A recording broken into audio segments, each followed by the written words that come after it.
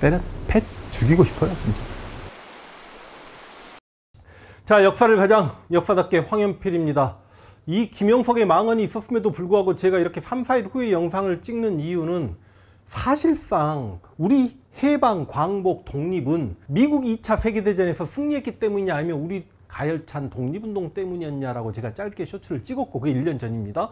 그게 조회수가 130만 회 이상이 나왔기 때문에 저는 제 역할을 했다라고 생각한 측면이 있었고, 또 하나 이제 곧 언급되겠지만 진보 진영에서 굉장히 우러러보는 민족주의 사학자, 민중사학자 함석헌 선생님의 저는 이 멘트에 대해서 옹호해 줄 생각이 없었기 때문에 괜히 진보 진영으로부터 비판받을 수도 있겠다라고 생각해서 좀 우울했습니다. 그래서 영상을 안 찍으려고 했다가 최근에 정규제라든지 조갑제 등등 이 사람들조차도 아니 독립기념관장이 그 이야기를 한 게 너무 올바랐다라고 이야기하니까 아 이거 안 되겠구나. 일반 사람들조차 진짜 우리 가열찬 독립운동이 우리 해방에 미친 영향이 없었을까라고 생각을 받아들일까봐 좀 약간 공포심마저 들었습니다. 그래서 이렇게 급히 영상을 찍는다는 말씀 드리겠고, 진짜 사실상 저는요 얼굴만 쳐다봐도 진짜 토 나옵니다.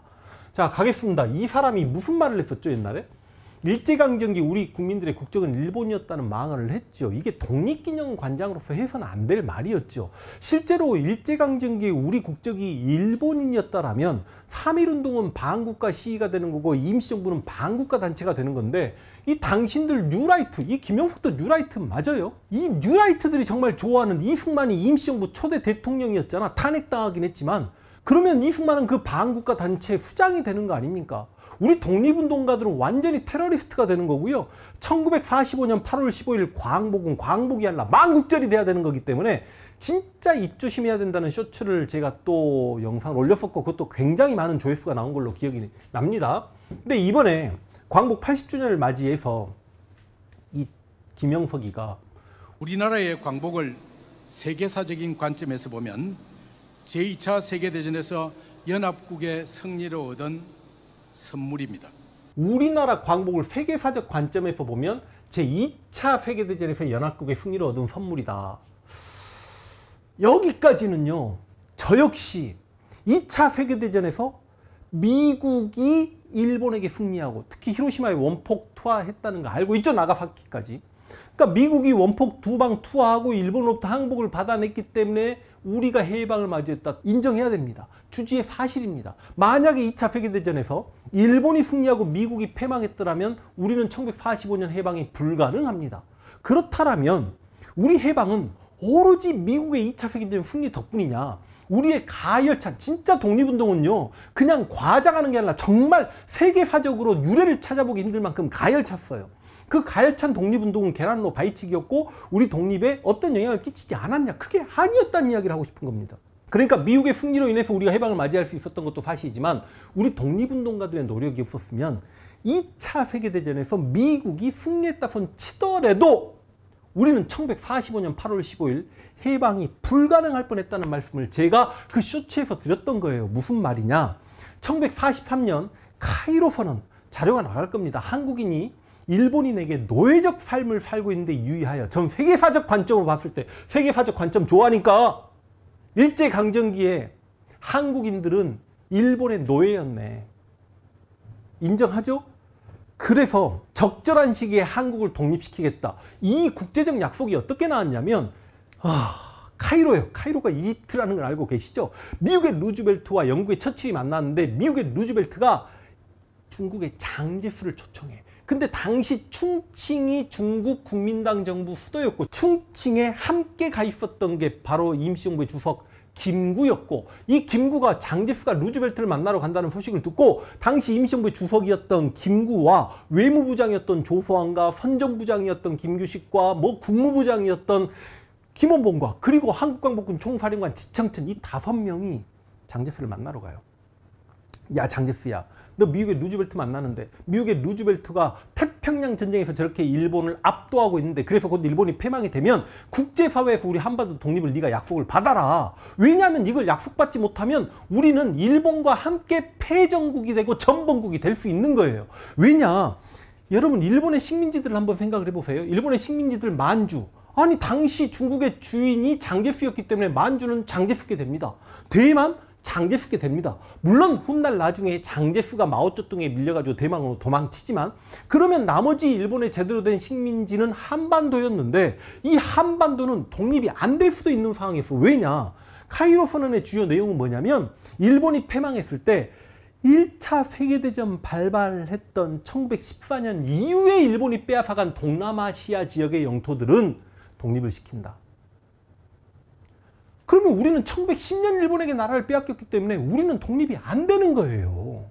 그런데 장제스가 루즈벨트를 압박했고 그러나 한국인들만큼은 가열차게 독립운동을 전개했음을 인정해서 한국만 예외적 상황으로 적절한 시기에 독립을 시키겠다라고 약속을 했던 거고 이 임시정부의 노력이 장제스에게 영향력을 끼쳤고 장제스가 루즈벨트에게 이걸 설득할 수 있었다는 건 그만큼 장제스가 우리 임시정부와 김구주석의 독립운동에 대한 노력과 의지를 알고 있었기 때문에 이게 어느 정도 국제사회에 영향력을 미친 거고 이 카이로 선언의 내용이 국내의 동포들에게 알려졌기 때문에 아 일본이 패망만 하면 우리 즉각적인 독립이다라가 약속이 된 거예요. 일종의 민중들 사이에서.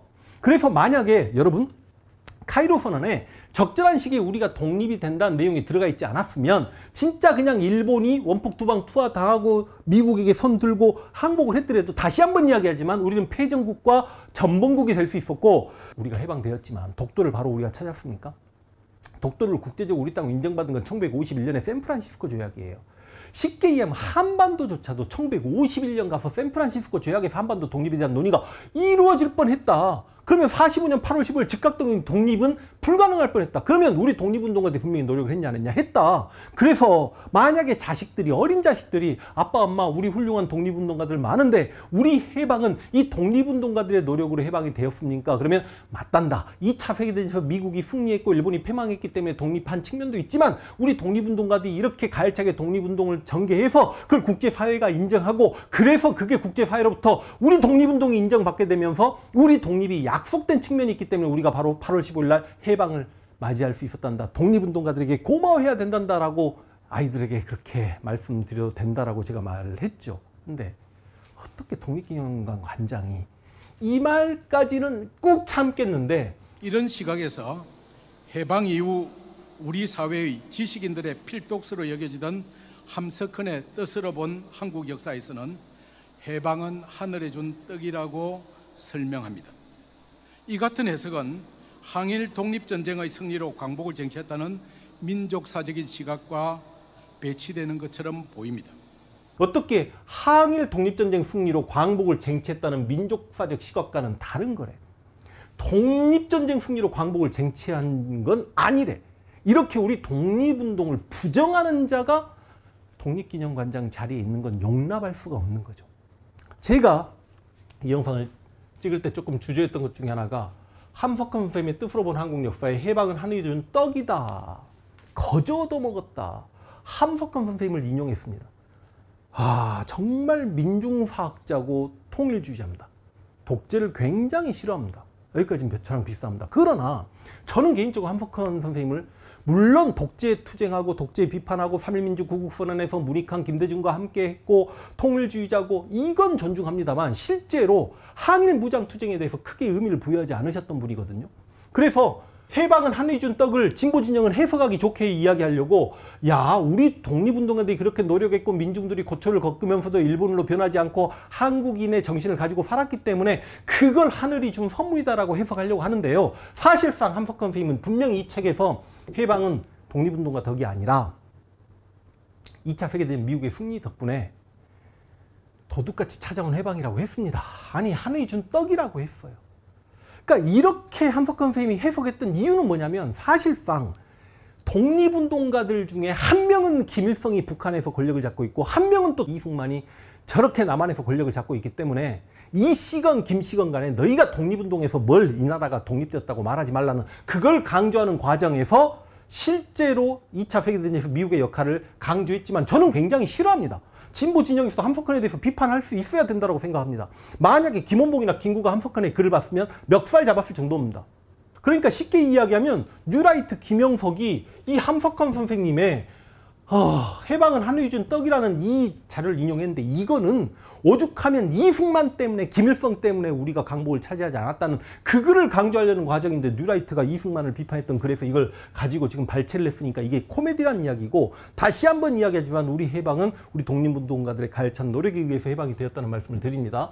또 하나 김영석이 뭘 삽질했냐 이번에 광복절 경축행사에서 윤봉길 1932년 4월에 상하이 홍코우 공원. 여러분 윤봉길 의거가 진짜 우리 독립운동사에 크게 영향을 끼친 이유가 뭐냐면 이 상해를 점령당한 중국 입장에서는 일본에게 제대로 저항도 못하고 있는데 그 상해를 점령했던 전승절 행사에서 윤봉길이 예전에는 도시락 폭탄이라고 했죠. 요즘 물통 폭탄이라고 이야기합니다. 그래서 시라카 등등 일본의 대장들을 죽임으로 인해서 이 의거에 대해서 장제스가 100만 중국 군인이 하지 못했던 걸 조선 청년 한 명이 해냈구나. 그리고 윤봉길 배후에 김구가 있는 걸 알게 되고 김구 입장에서는 임시정부는 상해에 있었는데 일본이 상해를 점령했고 임시정부는 프랑스 조개지 내를 잠깐 얻어쓰고 있었는데 일본이 프랑스에게 압력을 내서 임시정부도 나가라고 하는 판이었기 때문에 임시정부가 상해를 떠나서 어디로 간단 말인가 저 중국 대륙을 어떻게 떠돌아다닌단 말인가 하고 고민하고 있을 때 장제스가 김구 손을 잡고 함께 항일전을 전개하자라고 했던 측면이 있고 나중에 윤봉길 의 감동을 먹은 장제스가 언젠가 내가 중국 관내에서 제대로 자리를 잡게 되면 안정화되면 정착하게 되면 너희 임시정부 산하에 무장단체를 제대로 만들어주겠다. 그게 1940년 충칭에 들어가서 한국광복군이 창설됐으니 이 한국광복군 창설이 어찌 보면 윤봉길 때문이에요. 그런데 그 윤봉길이 유언에서 그런데 그가 의거 직전에 두 아들에게 남긴 유세에는 너희들은 아비 없음을 슬퍼하지 말고 열심히 공부하여 에디슨과 같은 발명가가 되어라고 적혀 있습니다. 너희들은 아비 없음을 슬퍼하지 말고 열심히 공부하여 에디스 같은 발명가가 되어라. 너희는 나 같은 독립투사가 되지 말고 에디스 같은 발명가가 되거라. 아니 나 진짜 기가 막 진짜 화가 나. 윤봉길 유서 볼까요? 너희도 만약 피가 있고 뼈가 있다면 반드시 조선을 위해 용감한 투사가 되어라. 윤봉길은 이런 유서를 남겼습니다. 다만 이제 아비 나는 죽을 테니까. 그러나 훌륭한 엄마 밑에서 맹자도 잘 자랐고 나폴레옹도 잘 자랐고 에디슨도 잘 자랐으니 너희는 그렇게 될 수 있을 것이다 라고 이야기했는데 언제 윤봉길이 자식들에게 에디슨 같은 훌륭한 발명가가 되라고 이야기합니까? 그러니까 좀 왜곡을 해도 적당히 했으면 좋겠고 중요한 건 이 사람이 뭐 하는 사람이냐는 거죠. 독립기념관 관장이잖아. 독립기념관 개인적으로 이제는 저도 크게 마음에 들지 않습니다. 여러분 오해하지 마세요. 우리가 일본으로부터 광복된 지 80년이 지났습니다. 앞으로 100년 후에 또 독립기념관을 만들어 놓고 광복을 기려야 될까? 저는요, 그래서 독립기념관이 아니라 개인적인 생각입니다. 독립운동기념관으로 좀 바뀌었으면 좋겠습니다. 근데 하여간 지금의 그 독립기념관에 있는 관장이란 자가 국민의 세금을 받고 우리 독립운동가를 선양하고 우리 독립운동을 부풀려도 모자랄 판에 독립운동이 아무것도 한 게 없다라고 했던 사람이 어떻게 독립기념관장 자리에 있냐는 거죠.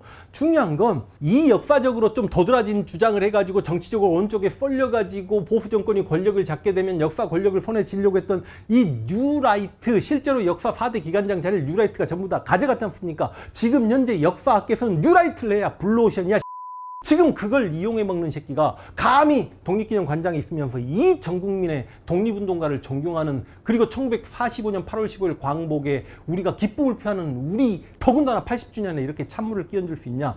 진짜 분노하고요. 때려 패 죽이고 싶어요 진짜.